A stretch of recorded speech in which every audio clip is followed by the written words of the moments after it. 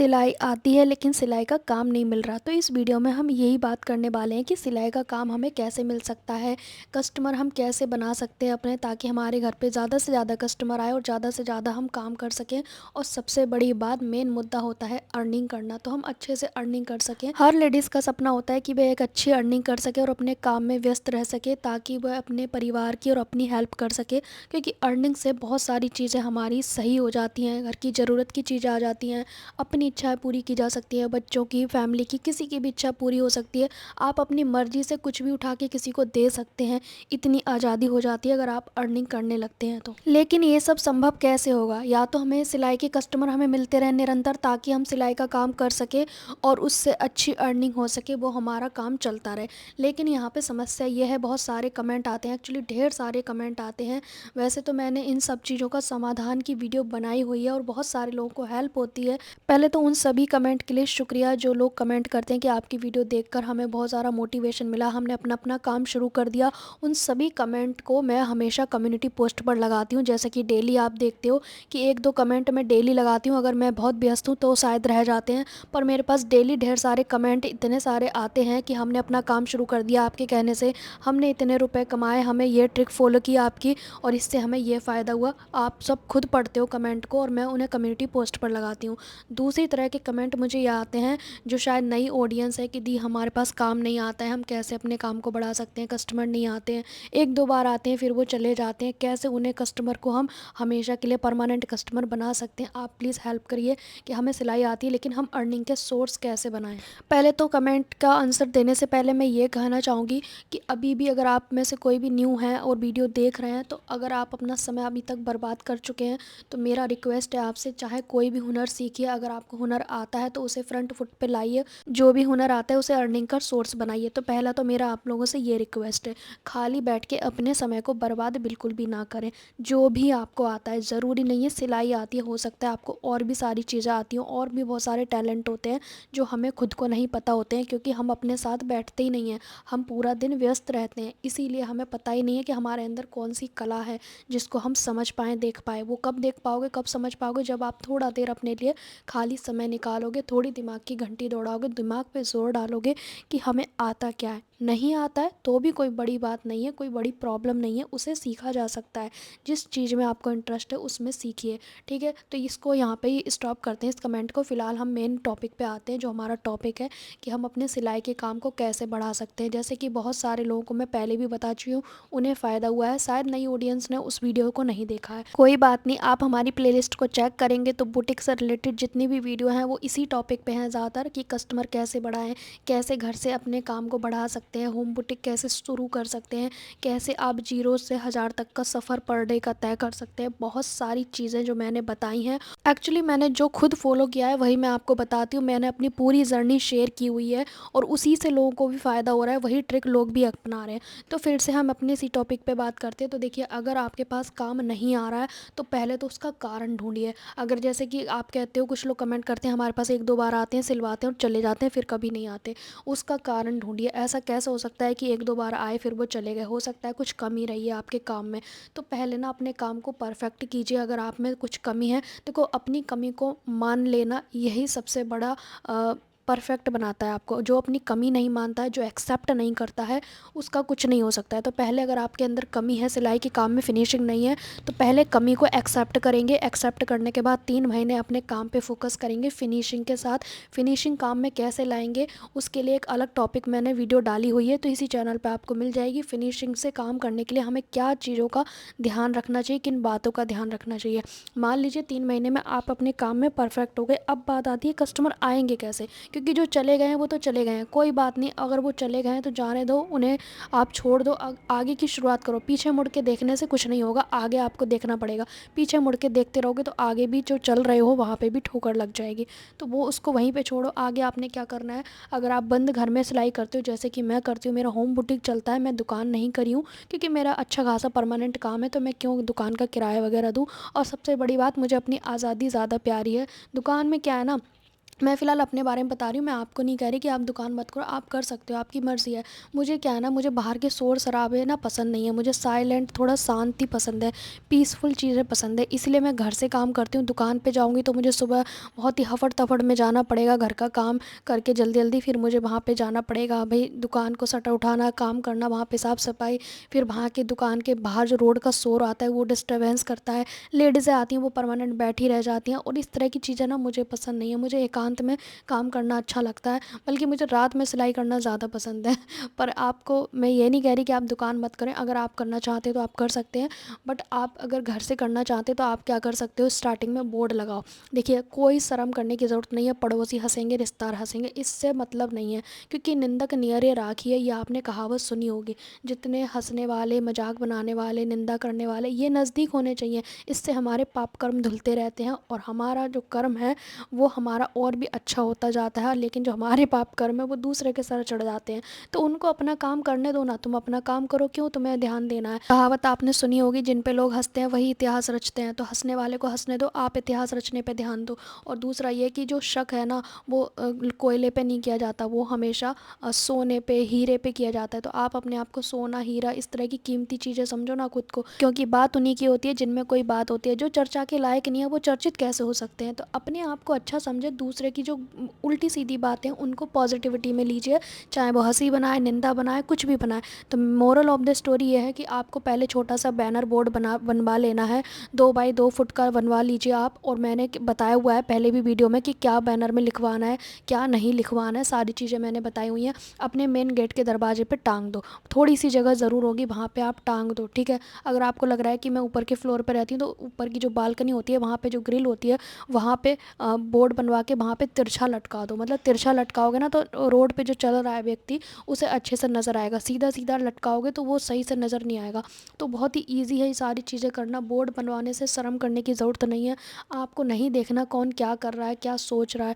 आपको अपना फोकस ये करना है कि मैंने बोर्ड लगा दिया, मेरे पास काम आने ही वाला है, ठीक है। दूसरा ये कर सकते हो कि आप अपने व्हाट्सअप नंबर, अगर आपके आसपास के लोगों के आपके पास हैं, आजकल सभी एक दूसरे को नंबर शेयर करते ही हैं, ठीक है, लेडीज़ है, तो आप अपने व्हाट्सअप पे डिज़ाइन वगैरह बना के लगाया करो। अगर आप डिज़ाइनिंग के कपड़े नहीं पहनते हो तो आपको क्या करना है, खुद के कपड़े डिज़ाइन बना बना के पहनना है। सबसे ज़्यादा फोकस करना है स्लीव्स पर, स्लीव्स के डिज़ाइन बना बना के पहनो। यूट्यूब पे बहुत सारे चैनल हैं जो स्लीव्स के डिज़ाइन डालते हैं।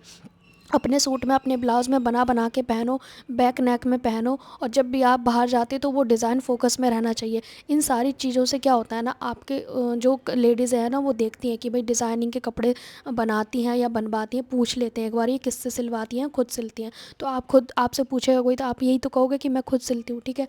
और उन्हीं डिज़ाइन को आप व्हाट्सअप पे लगा सकते हैं कि आई मेड दिस डिज़ाइन, ठीक है। इस तरह से आप व्हाट्सअप स्टेटस लगाइए, डेली लगाइए, बेशर्म होके लगाइए। आपको सोचना ही नहीं है कि अरे कोई हंसेगा, डिज़ाइन का फ़ोटो लगा दिया। अरे क्या है, आप अपने काम का लगा रहे हो, लोग फालतू चीज़ें लगाते रहते हैं, हम तो अपने काम का लगा रहे हैं। तो जो भी आप बना रहे हैं उन डिज़ाइनों का आप अपना फ़ोटो लगाइए व्हाट्सअप पे, ठीक है। अगर आपका सोशल मीडिया हैंडल है तो उस पे डालिए, जैसे कि इंस्टाग्राम पे डाल सकते हो कि आज मैंने ये बनाया है, वो बनाया है, कुछ भी आप इस तरह से कर सकते हो। फिर उसके बाद अगर आपके आसपास, तब भी 15-20 दिन करके ये देखिए, और ऐसा नहीं है कि आपका काम नहीं आएगा। फिर आपकी जो मशीन है, घर में पड़ी मशीन है जो आपने अंदर बंद कमरे में रखी हुई है, हो सके तो उसे मेन गेट के आसपास रखिए। इससे घर में गैलरी होती है, मेन गेट होता है, वहाँ पे थोड़ी सी जगह बनाइए, वहाँ पे मशीन को रखिए। वहाँ भी नहीं बन रख सकते तो अगर बाहर की साइड कमरे में, जैसे कुछ लोगों का ना घर में बाहर साइड पे एक रूम होता है, तो उसमें आप मशीन को अपना सेटअप रखिए। आप ये फील करिए कि मेरा बुटीक है, यहाँ पे मशीन रखी जाएगी, यहाँ पे मैं कटिंग करूँगी, यहाँ पे मैं स्टिचिंग करूँगी। एक इन्वायरमेंट बनाइए, एक माहौल क्रिएट कीजिए कि हाँ ये बुटीक है, एक बुटीक टाइप में रखिए। ये नहीं कि आपने अंदर बंद कमरे में रख दिए जहाँ पे आपका खुद का मन नहीं कर रहा है सिलाई करने का। तो पहले इन्वायरमेंट को सही कीजिए, ऐसी जगह पे रखिए जहाँ पे लोगों का ज़्यादा से ज़्यादा आवागमन है। अगर बात करते हैं, आपने गैलरी में मशीन रखी है, तो जब जैसे 1:30 से 2 बजे के बीच में हर बच्चों की मम्मियाँ जाती हैं स्कूल अपने बच्चों को लेने, तो उस समय मेन गेट को खोल दीजिए और मशीन पे थोड़ा बहुत सिलाई कीजिए उस समय पे, ताकि लोग देखें कि भाई आते जाते यहाँ पे डेली मशीन चलती है। क्योंकि ये सारी ट्रिक ना मैंने खुद फॉलो की हैं। अगर आप मेरी 1 साल की वीडियो देखोगे ना पहले की, तो मैंने उसमें अपनी 15 साल की जो जर्नी है वो सारी बताई है कि मैंने शुरुआत कैसे की थी। जब मैंने स्टार्ट किया था, मैंने भी अपनी ये सारी ट्रिक फ़ॉलो की थी। ये तो मेरी जाने-अनजाने ट्रिक फ़ॉलो हो गई थी, पर मेरे को जो फ़ायदा हुआ है वह मैं आपको शेयर करती हूँ। क्योंकि मैं अपनी मशीन गैलरी में रखती थी जब मैं शुरू में आई थी, और मैं वो स्टोरी बार-बार नहीं बता रही क्योंकि सेम चीज़ क्या ही बताना, लेकिन मैं आपको ये बता रही हूँ कि मेन गेट के पास अपनी मशीन को रखिए, ये सारी चीज़ें कीजिए। और जितनी देर लेडीज़ों का आना-जाना होता है, बच्चों को स्कूल लाना छोड़ना, और शाम को भी ज़्यादातर लेडीज़ें आती जाती हैं, उस समय पे ध्यान दीजिए कि मुझे मशीन चलानी है। चाहे आप कुछ भी सिलिए, लेकिन उस समय सिलिए। अगर आपको लग रहा है कि आपके पास 1-2 सूट है सिलने के लिए, तो आप उस सूट को उसी समय सिलिए जिस समय पे लोगों का आवागमन है। पूरे दिन कोई काम मत करो सिलाई का, लेकिन उस समय के लिए ज़रूर आप सिलाई का काम रखिए ताकि लोगों को पता चले, ठीक है? उसके बाद अगर आपके खुद के कपड़े हैं या कस्टमर के 2-4 कस्टमर हैं आपके, मैं ये मान के चलती हूँ एक भी कस्टमर नहीं है आपका, ठीक है? तो आपको एक ये ट्रिक फ़ॉलो करनी है कि जहाँ पे आपकी मशीन है या फिर जहाँ पे आपने मशीन रखी हुई है, जहाँ पे लोग ज़्यादा से ज़्यादा बाहर के देख सकते हैं आते-जाते, वहाँ पे एक रस्सी टाँगिए, छोटी-सी रस्सी टाँग लो, जैसे कि हम कपड़े सुखाने की टाँगते हैं सेम उतनी। आपको ज़्यादा झंझट नहीं करना है, सिंपल बिना खर्चे की चीज़ें करनी है। एक रस्सी टाँगनी है, उस पे अपने खुद के सूट और ब्लाउज़ टाँग दीजिए। जी हाँ, जो आपके बक्से में, अलमारी में भरे रखे हैं ना, उन सूट और ब्लाउज़ को वहाँ पे टाँग दीजिए रस्सी पे, और थोड़ा डिस्टेंस बना के टाँगिए, और लोगों को ये महसूस होना चाहिए कि यहाँ पे जो कपड़े टंगे हैं ये कस्टमर के हैं। आपसे कोई थोड़ा ना पूछ रहा है कि ये आपके हैं या किसी और के हैं। टाँग दो, क्या फ़र्क पड़ता है? ये सारी चीज़ें आपको अपनानी हैं। जी हाँ, उस रस्सी पे अपने कपड़े टाँग दीजिए, अपने कस्टमर के कपड़े हैं तो कस्टमर के टाँग दीजिए, नहीं है कस्टमर के तो खुद के ब्लाउज़ और सूट, सलवार, पैंट ये टाँग दीजिए। चाहे आप वहीं से उठा के डेली नहा के उसी को पहन रहे हो, कोई फ़र्क नहीं पड़ता, लेकिन वो रस्सी आपकी भरी होनी चाहिए, पता चलना चाहिए कि ये यहाँ पे सिलाई का काम होता है, ठीक है? थोड़े उस माहौल को ना क्रिएट कीजिए। जैसे कि किसी का बर्थडे बनाते हैं बच्चों का, तो हम क्यों दीवारों को सजाते हैं, क्यों बैलून लगाते हैं, क्यों हम इतनी सजावट की चीज़ें करते हैं? कारण ये कि हमें लगना चाहिए कि बर्थडे है, ठीक है? शादी में क्यों इतना सजावट की जाती है? सबको पता है 1-2 दिन बाद ये सब हटने वाला है, लेकिन वो इन्वायरमेंट दिया जाता है चीज़ों को, एक माहौल क्रिएट किया जाता है कि ये शादी ब्याह का घर है, ये बर्थडे का इन्वायरमेंट है। हम हर चीज़ का इन्वायरमेंट क्रिएट करते हैं, तो अपने काम के लिए क्यों नहीं कर सकते हैं? और ये जितनी भी ट्रिक बता रही हूँ ना, इन सभी चीज़ों को मैं पहले भी बता चुकी हूँ और फॉलो करी है लोगों ने। उन सभी के कमेंट कम्युनिटी पोस्ट पर हैं। अगर आपको यकीन नहीं है तो देख सकते हैं, कम्युनिटी पोस्ट जाके स्क्रॉल करके आप देखोगे, खुद थक जाओगे, लेकिन कमेंट ख़त्म नहीं होने वाले हैं, ठीक है? उसके बाद आपको क्या करना है, इतना सब कर लिया, और अगर आपको लग रहा है कि भाई मैं दुकान कर सकती हूँ, तो बहुत ही अच्छी बात है, आप दुकान कर लिए। लेकिन दुकान करने से पहले बहुत सारी चीज़ों का ध्यान भी रखना है, जैसे कि वहाँ का रेंट, वहाँ का खर्चा, सारी चीज़ें ध्यान में रखनी है। अगर मुझसे पूछोगे ना, तो मेरी नज़र में तो होम बुटीक बेस्ट है, लेकिन अगर आपको लग रहा है कि आप दुकान कर सकते हो, आपको सारी चीज़ें आती हैं स्टिचिंग की, तो बहुत ही अच्छी बात है, आप करिए, दुकान भी कर सकते हैं। दुकान के लिए थोड़ा खर्चा लगता है, 2-3 मशीनें रखनी पड़ती हैं, थोड़ा वहाँ पे खाली-खाली दुकान भी अच्छी नहीं लगेगी, उसको थोड़ा भरना भी पड़ता है। तो अगर आपके पास 1 आध लाख रुपए है तो आप उसमें लगा दीजिए, लेकिन आपके पास ज़ीरो मनी है और अर्निंग करनी है, तो आप होम बुटीक ही करिए, ठीक है? फिर उसके बाद फिर भी कुछ नहीं हो रहा है, तो आप स्टार्टिंग में क्या कर सकते हैं, आपके आस-पास के टेलर हैं, टेलर से बात कीजिए। सलवार सूट ब्लाउज़ कटिंग करे हुए वो सिलने को देते हैं, क्योंकि उनके पास बहुत ज़्यादा वर्कलोड होता है, तो वो चाहते हैं उन्हें कारीगर मिल जाए सस्ते में, तो उनसे बात करिए। मैं ये नहीं कह रही कि आप परमानेंट उनके गुलाम बन जाइए, नहीं, उसके बारे में कुछ ट्रिक बता रही हूँ, वो ट्रिक फॉलो करनी है आपको। काम करना क्यों है, वो काम क्यों करना है उसका रीज़न मैं अभी बताऊंगी।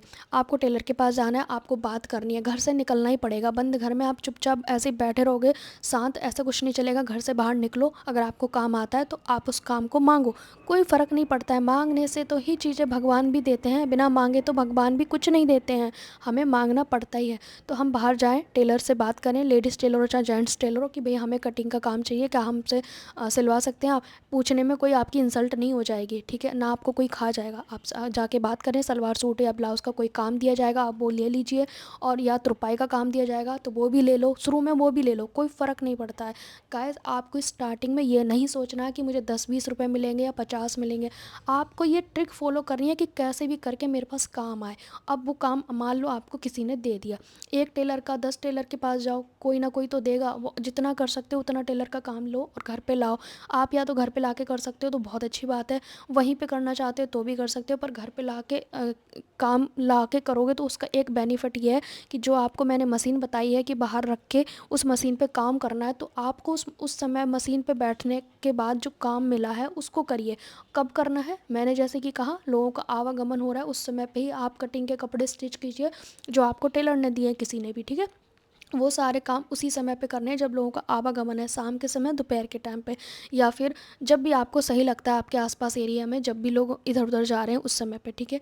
किसी को नहीं बताना है कि आप किसी और से टेलर का काम लाकर सिल रहे हो। आपको ये कहना है कि भाई मैं खुद के अपने कस्टमर का काम करती हूँ। पहली बात तो आपको कुछ कहना ही नहीं है, वो बस दिखता रहेगा लोगों को। लेकिन अगर आपसे कोई पूछ रहा है तो भाई कह दो कि हाँ मेरे कस्टमर आते हैं, उनका काम कर रही हूँ। क्योंकि जैसा हम बोलते रहते हैं ना, वैसा हमारे साथ होता रहता है। अगर हम पूरे दिन ये कहते रहे ना कि अरे हम कहाँ ही ठीक है, हम तो बीमारी पड़े रहते हैं, तो भगवान तथास्तु करने में देर नहीं लगाते हैं। तो हो सकता है आपके साथ कब आपकी किस्मत टर्निंग पॉइंट पे हो, राइट। तो आपको क्या करना है, बस अपने मस्ती से काम करना है टेलर का। अब आपके पास ना, यकीन मानना, अगर आपको बाहर का काम मिल गया ना तो आपको खुद का काम मिलने में देर ही नहीं लगेगी। क्योंकि लोग क्या सोचते हैं ना कि यहाँ पे पहले कोई आता है नहीं आता है, तो लोगों को ये महसूस होगा कि डेली मशीन चल रही है, इसका मतलब यहाँ पे कस्टमर आते हैं, तो कोई ना कोई आपसे ट्राई ज़रूर करेगा कपड़े सिलवाने का। और दूसरा ये कि कस्टमर को कैसे डील करना है, ये सारी वीडियो मेरे चैनल पे मिल जाएंगी। कैसा व्यवहार रखना है, कैसा रेट रखना है, सारी चीज़ें मैंने ऑलरेडी बताई हुई हैं अपने चैनल पे, ठीक है। तो इस बारे में हम नहीं करेंगे बात। फिर आपको क्या करना है, हम और फिर भी आपको लग रहा है कि मैं अभी भी खाली हूँ, तो आपको क्या करना है, बहुत सारी चीज़ें हैं सिलाई की जो आप कर सकते हैं। आपको बस अपनी मशीन को ऐसी जगह पे रखना है जो लोगों की नज़र में रहे, ठीक है। और एक चीज़, अगर आपके पास 2-4 कस्टमर आने भी लग गए तो आपको क्या करना है, जैसे कि आप चाहे तो फ़ोन नंबर दे सकते हैं, या फिर कि कस्टमर जैसे मान लो कपड़ा लेने आ रहा है, मैं मान के चलती हूँ आपके पास किसी ने ब्लाउज़ सिलवाया, सूट सिलवाया, अब वो आने वाला है 3 बजे, तो आपने क्या करना है, 2 बजे क्या करना है, ध्यान से सुनो क्या करना है। आपके घर में जो भी कपड़े सिले हुए रखे हैं, या अपने हैं या कस्टमर के, किसी के भी हैं, वो मशीन पे रख दो, या फिर जहाँ पे कस्टमर आने वाला है ना 3 बजे, उस जगह पे रख दो जहाँ पे आके वो अपने सूट वगैरह को देखेगा। उसी टेबल पे बिखेर दो कपड़े जहाँ पे आपने रखे हुए हैं उस कस्टमर के। तो उससे क्या होगा, उसे ये माहौल क्रिएट दिखेगा कि भाई यहाँ पे और भी लोगों के कपड़े पड़े हुए हैं, इसका मतलब और भी लोग सिलवाते हैं। तो ये सारी चीज़ें ट्रिक फॉलो करोगे ना तो आपको बहुत ही बेनिफिट होगा। आपको क्या है, कस्टमर चला जाए वापस उठा के समेट के रख दो, जहाँ थे वहाँ पे रख दो, लेकिन उस समय कस्टमर के आने से 10-15 मिनट पहले आपको ये माहौल क्रिएट करना है। अपने सिले हुए कपड़े, या खुद के सिले हैं या कस्टमर के सिले हैं, वो सब आपने फ्रंट फुट पे रख देने हैं, बैग में से निकाल निकाल के बिखेर देने हैं ऊपर मशीन के पास, या जहाँ टेबल है वहाँ, या जहाँ कस्टमर बैठेगा, खाट पे, चारपाई पे, बेड पे, जहाँ पे भी बैठेगा वो, वहाँ पे आप वो कपड़े रख दो। उसको बस नज़र में आने चाहिए, उसकी नज़रों पे ना जाना चाहिए कि हाँ ये चीज़ यहाँ पे पड़ी है, ठीक है। इस तरह का इन्वायरमेंट करो, इस तरह की ट्रिक फॉलो करो, टिप्स फॉलो करो, यकीन मानो काम आएगा, 100% आएगा। बस आप मुझ पे विश्वास रखना और ये सारी चीज़ें करना, ठीक है। इतनी सारी टिप्स एंड ट्रिक्स मैंने दी हैं, इन्हें फॉलो करना। आपने देखा है जो मैच वगैरह होते हैं, जो स्पोर्ट्समैन होते हैं, जो हमारे देश में जो विनर बन के आ जाते हैं, तो वो क्या करते हैं, वो डायरेक्ट मैच खेलने जाते हैं, नहीं, वो रात दिन प्रैक्टिस करते हैं उस चीज़ की, तब जाके उन्हें फाइनल उसमें खेलने का मौका मिलता है मैच वगैरह को, जो आप लोग टीवी पे बहुत ही शानदार तरीके से देखते हो। लेकिन उसके पीछे की मेहनत इतनी होती है कि वो रात दिन अपनी मेहनत करते हैं, बहुत प्रेशर में रहते हैं। तो आपको भी अपने कस्टमर के आने से पहले अपने मशीन के आसपास का माहौल अच्छा रखना है, ताकि लोग आना जाना शुरू कर सकें। और साथ में आप एक चीज़ और कर सकते हैं, अगर गांव साइड पे हो चाहे शहर में हो, कहीं पे भी हो, उससे फ़र्क नहीं पड़ता, थोड़ा सा मटेरियल रख लो, जैसे सिलाई का मटेरियल हो गया, डोरी हो गई, लटकन हो गए, फॉल हो गए, अस्तर हो गए, इस तरह की कुछ सस्ती सस्ती चीज़ें रख लो, जिससे आपका बुटीक दिखने लगे और थोड़ी एक्स्ट्रा अर्निंग भी हो सके। मटेरियल सेल करने से भी अच्छी अर्निंग होती है। गांव में तो छोटी छोटी चीज़ें आसानी से बिक जाती हैं, जैसे हुक के पैकेट हो गए, टिच बटन के पैकेट हो गए, ये सारी चीज़ें ना आप सदर मार्केट से कहीं से भी सस्ता सा ले आए और लेकर आ जाइए, और आप उसे सेल करना स्टार्ट करिए। आप ना ज़्यादा से ज़्यादा लेडीज़ का कुछ ना कुछ सामान रखिए, जिससे क्या होगा ना, लेडीज़ आएंगी तो वो सिलाई को भी देखेंगी, मटेरियल को भी देखेंगी, हर चीज़ को देखेंगी, तो वो परचेज़ भी करेंगी। और आप थोड़ा सा 1-2 रुपए सस्ता ही रखिए, जिससे कि लोगों को आपको खींचना है। शुरू में आपको पहले ना अपनी लत लगानी होती है हर अपने काम की, अपने पहचान की, उसके बाद आप रेट पे ध्यान दीजिए। शुरू में पैसे पे फोकस करना ही नहीं है, शुरू में तो आपको अपनी पहचान बनाने में फोकस करना है। पैसा तो बाय प्रोडक्ट है, जिस दिन आप फेमस हो गए अपने काम में, पैसा तो यूँ आएगा, चुटकियों का खेल है पैसा आना तो, ठीक है। पैसे के पीछे नहीं भागना है, पैसे के पीछे भागोगे तो आप परेशान रहोगे, डिस्टर्ब रहोगे, आपको हर वक्त चिड़चिड़ापन रहेगा। ये टिप्स आप फॉलो करिए, आपके पास ज़रूर काम आएगा, 100% श्योर हूँ मैं।